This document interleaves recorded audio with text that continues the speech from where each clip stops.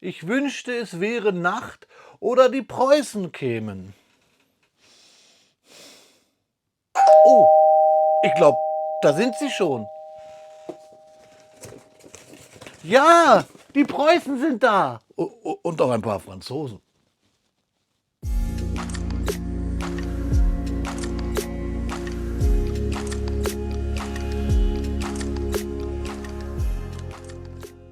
Willkommen in der Notenklötzchenscheune.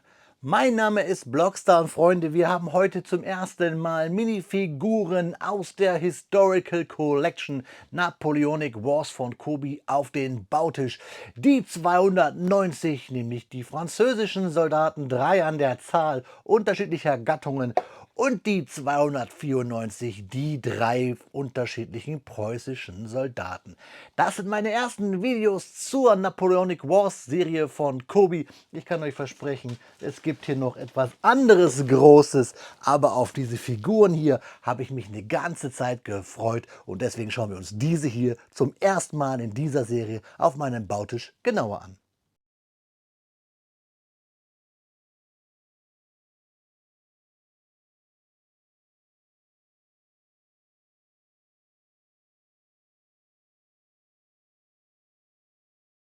Ja, Freunde, da stehen alle Sets aus der Napoleonic Wars Serie, aus der Historical Collection von Kobi auf den Bautisch. Wir wollen heute aber über die Minifiguren-Sets sprechen, nämlich einmal die 20.090 und die 20.094, nämlich einmal die französischen Soldaten, die French Soldiers, und die Prussian Soldiers, die preußischen Soldaten. Jeweils 9,99 € habt ihr auf den Infokarten gesehen. Starkes Stück für 3 Minifiguren. Schauen wir uns einmal hier rechts den Karton an. Wir sehen 3 Figuren, dazu kommen wir später. 41 Steinchen, die halt diese 3 Figuren ergeben. Altersempfehlung ab 5 Jahren. Wir haben hier auch nochmal die Figuren aufgebaut und dann da die üblichen Sets, die es noch gibt. Seht ihr auch im Hintergrund. Wir haben Napoleon Battle of Moscow mit diesem Diorama. Wir haben die French Artilleryman and Cannon, die Kanone, die man sicherlich auch einfach hier austauschen kann mit einem preußischen Soldaten, und natürlich oben die preußischen Soldaten, zu denen wir jetzt kommen. Ihr seht schon hier, tada, ich habe Figuren schon gebaut. Das gleiche natürlich hier mit den preußischen Soldaten. Wir haben Linieninfanterie, wir haben in der Mitte schwarz das Lützower Freikorps und wir haben rechts hier die Landwehr. Ich gehe mal stark aus, dass das schlesische Landwehr ist, einfach aufgrund der gelben Mütze und der weißen, ja, des weißen Bandes hier, des Rucksackes, der Striemen. Rückseite dann das gleiche wie auch bei den französischen Soldaten. Wir machen gleich beide Kartons auf. Dann gucken wir uns den Inhalt mal an. Trotzdem habe ich für euch schon einmal hier ein paar Figuren gebaut. Ihr dürft ihr gerne mal raten, wie viel Euro hier auf dem Bautisch stehen. Wie gesagt, 3 Figuren, 9,99 €. Wir reißen einmal den Karton auf, hier unser preußischen Soldaten, und schauen, was sich in diesem verbirgt. Es wird also quasi kein Live-Bild geben, aber ein Live-Unboxing, denn ich denke, Kobi-Figuren habt ihr vielleicht alle schon mal gebaut. Ist auch nichts Wildes. Da haben wir den Inhalt, wir haben Plastiktüten. Das war der Karton, da hinten sehen wir, wann es gedruckt wurde, bzw. gebaut wurde.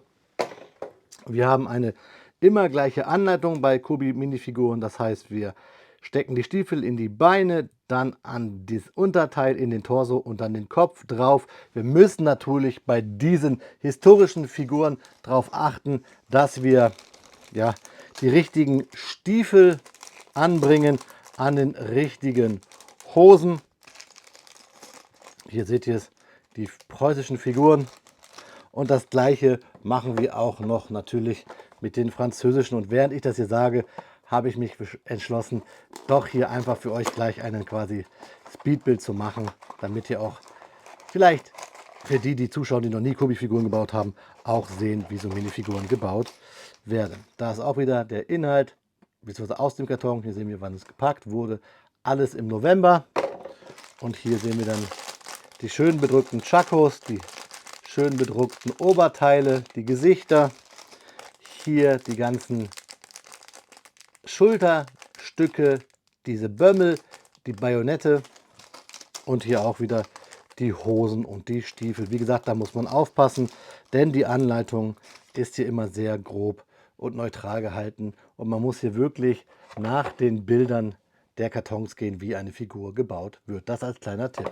Ja, ich baue die jetzt für euch. Es gibt ein paar Wörter und dann schauen wir uns die Figuren noch einmal detaillierter an, liebe Freunde.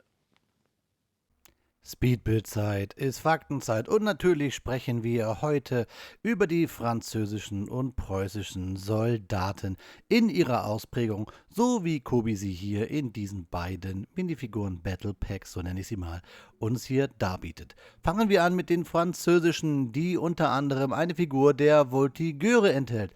Sie waren exzellente Scharfschützen, eingesetzt für Aufklärung und im Scharmützelkampf.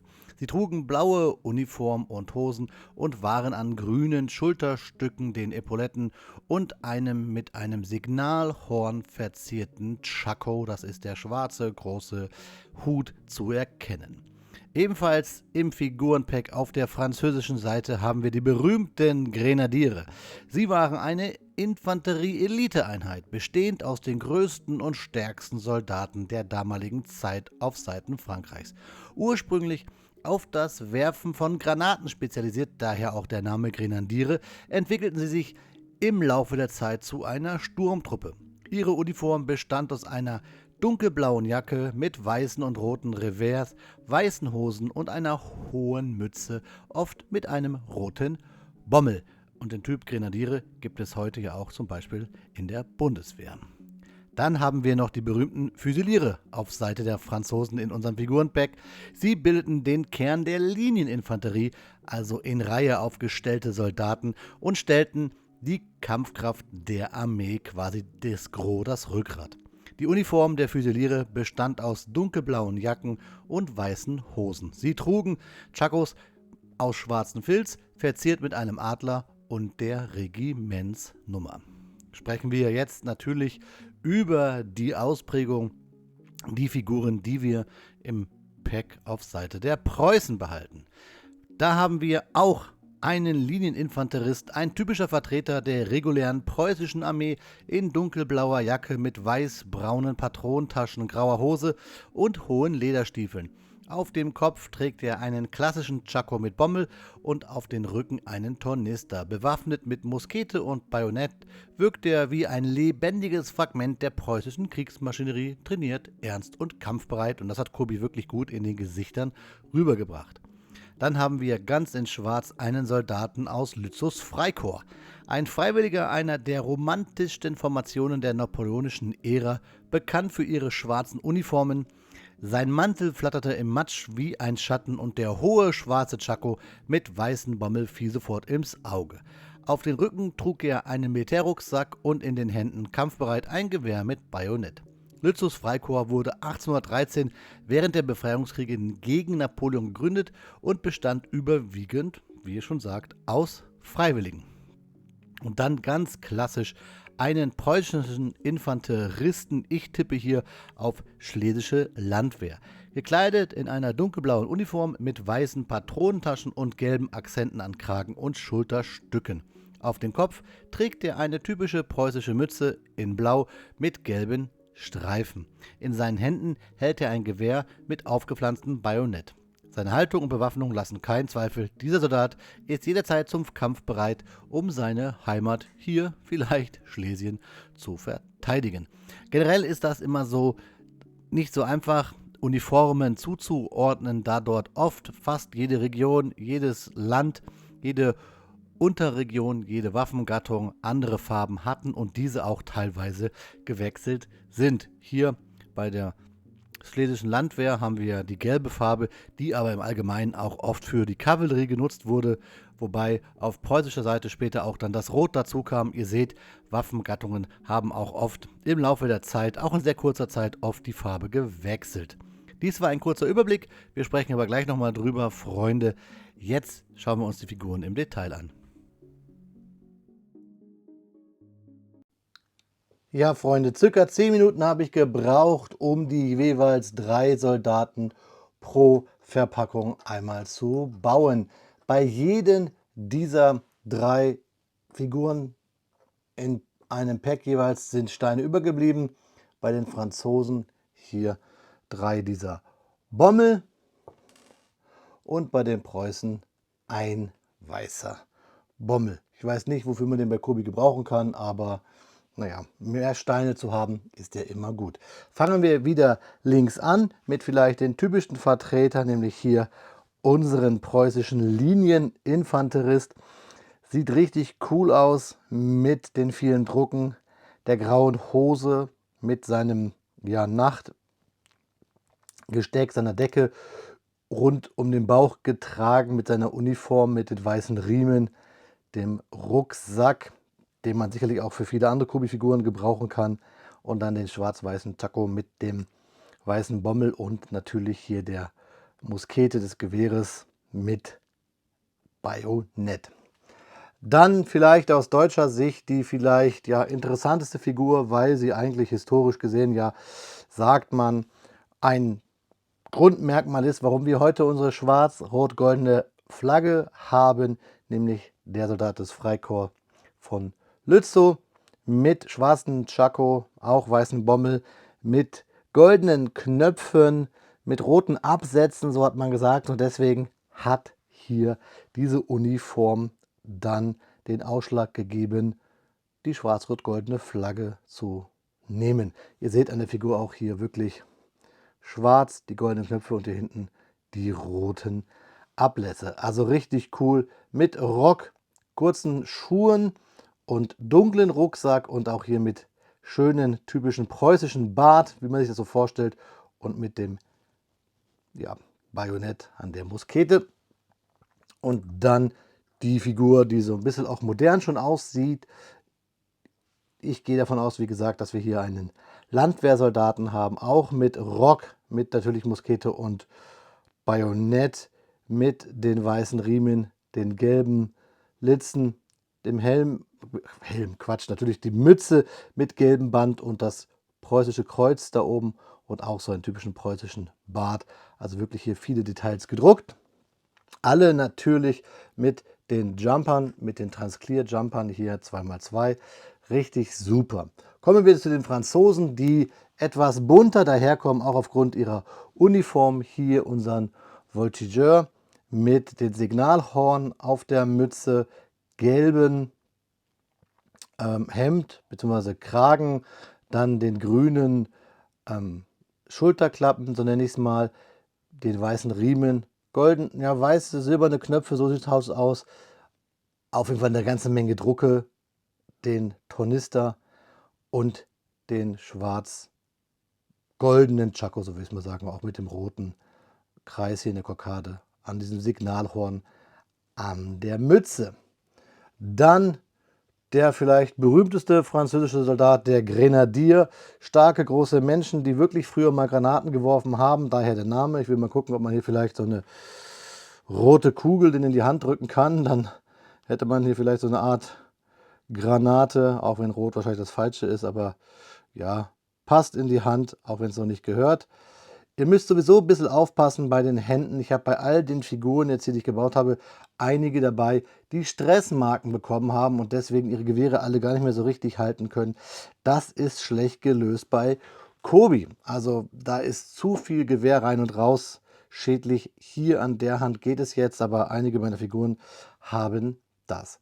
Also ganz schön hier das Abzeichen des Regiments.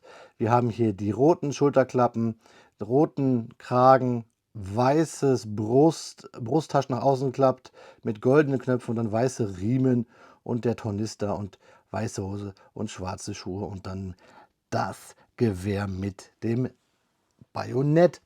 Also so wie man sich französische Soldaten richtig vorstellt, einfach diese Eliteeinheit, würde ich fast behaupten, die Grenadiere.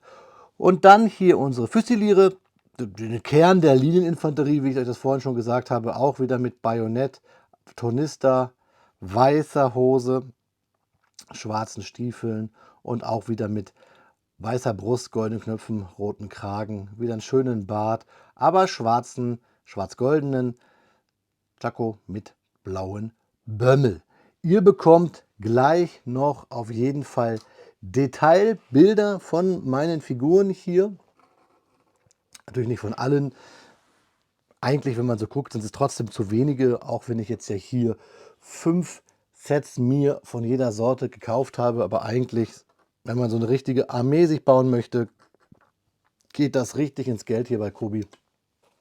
Das machen die schon clever. Trotzdem muss man ja sagen, die sind richtig, richtig gut bedruckt, diese Figuren. Und die Köpfe kann man sicherlich auch mal quer tauschen, damit man hier nicht so ein einheitliches Gesichtsbild hat.